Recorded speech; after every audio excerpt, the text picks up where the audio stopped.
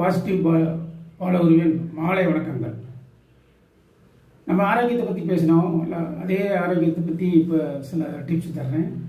ஆங்கில மருத்துவத்தில் நல்லபடியாக குணமாகும் மருந்து மாத்திரை சாப்பிட்டா. ஆனால் விளைவுகள், பக்க விளைவுகள் வரும்.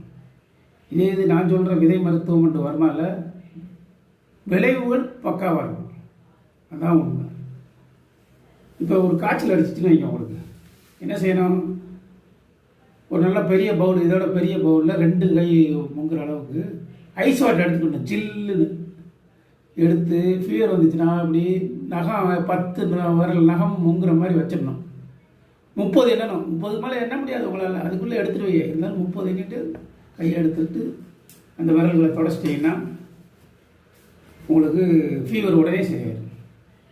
அப்புறம் ப்ரெஷர் இருந்துச்சுன்னா காலையில் எழுந்திரிச்ச உடனே இந்த முட்டிக்கை பாருங்கள், முட்டிக்கையில் இந்த உள்ளங்கை வச்சு அழுத்தி இடுப்பு வரைக்கும் 6 தடவை. 1 2 3 4 5 6 தடவை அப்படி இருக்கணும். அப்புறம் இந்த கை 6 தடவை. 1 அழுத்தி 2 3 6 6 6 36 தடவை செஞ்சிடணும். ப்ரெஷர் ஓடி போயிடும்.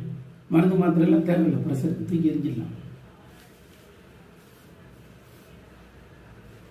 அடுத்து சுகரு, இப்போதைக்கு இது சொல்ல முடியாது, இருந்தாலும் நான் சொல்கிறேன் கேட்டுங்க. சுகர் இருந்துச்சுன்னா கீழே இடுப்பில் நல்ல சேரில் உட்காந்துங்க. இடுப்புலேருந்து மொழி